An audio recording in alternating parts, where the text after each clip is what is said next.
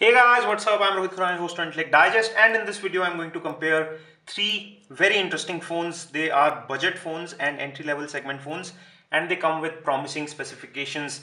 On the left we have the Redmi 2.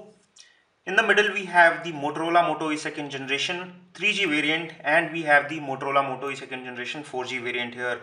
This one comes with a different chipset from this one.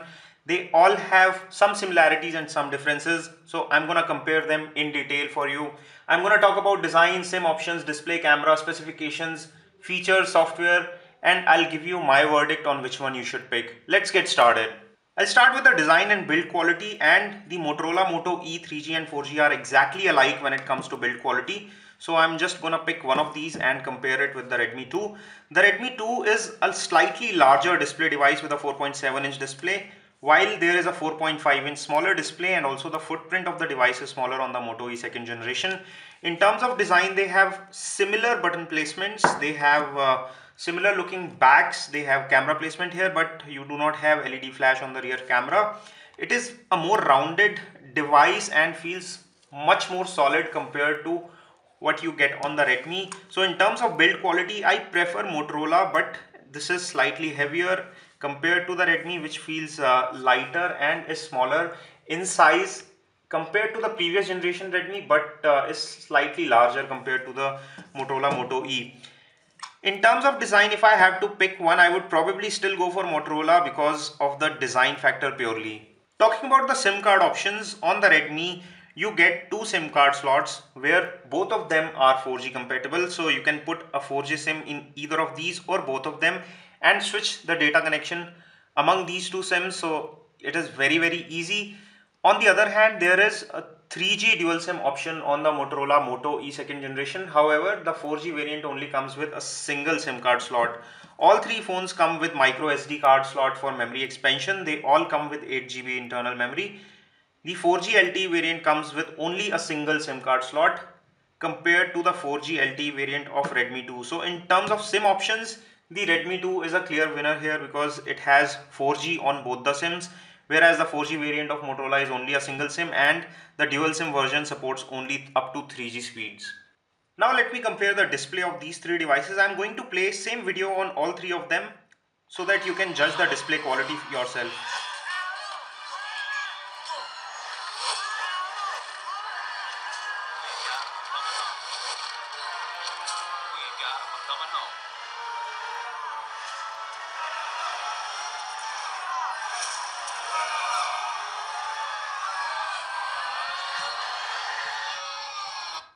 Talking about the display, in my opinion, the Redmi has a slightly better display because it has better resolution and a slightly larger display as well.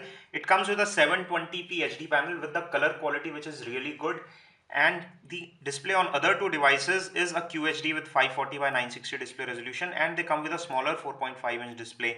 So if you are picking one for the display reasons, then the Redmi 2 is the one to go with. Another very important feature on a smartphone these days is the camera quality. So I'm gonna take same picture with all three phones and give you a quick comparison of the same.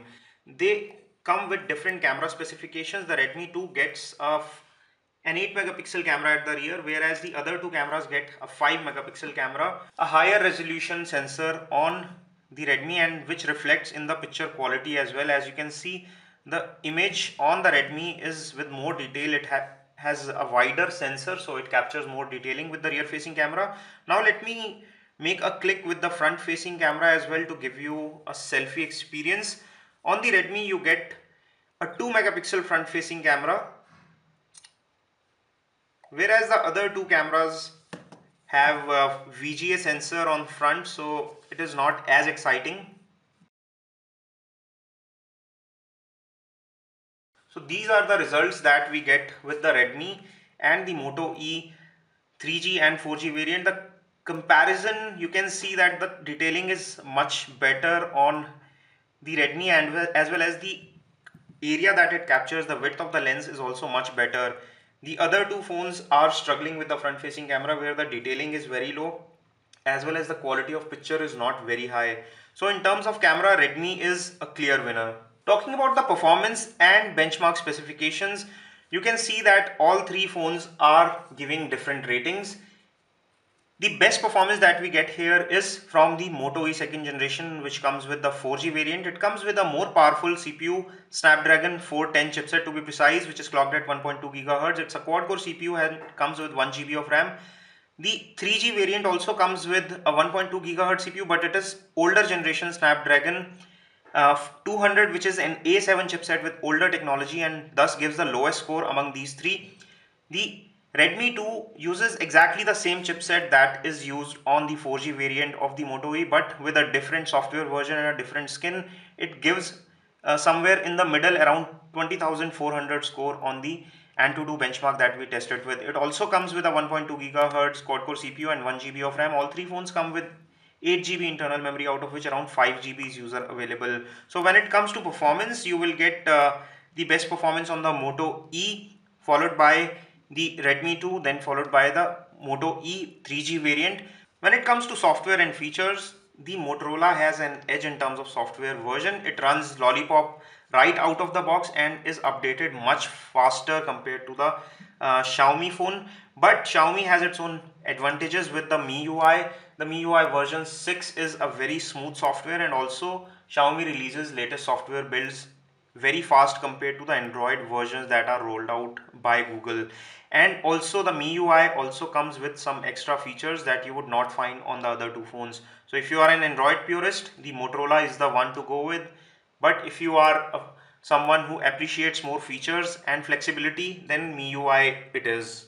Talking about the price and value for money, the Redmi is priced lower compared to the other two devices, and besides that it gives you 4G dual SIM option. It gives you a larger display, better display resolution, better set of cameras. Moto E second generation 3G dual SIM variant is priced exactly the same in India at least, and gives you a smaller display, lower display resolution, lower set of cameras compared to the Redmi. So in value for money proposition segment, Redmi is a clear winner. However, the other two phones have their own advantages. So summing up my comparison, I would say that you can easily go for Redmi if you want a 4G fast phone.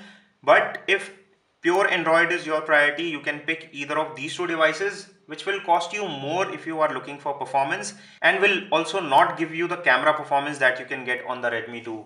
This is all we have on this video. If you enjoyed watching our comparison, don't forget to give us a thumbs up by pressing the like button below. We have done detailed reviews of all three phones, so make sure you check out the other videos as well. I'm leaving some direct links to other videos in the description section below. For latest video updates and comparisons from Intellect Digest, make sure you hit that red subscribe button below the video box. This is your host Rohit Khurana signing off. Thanks for watching.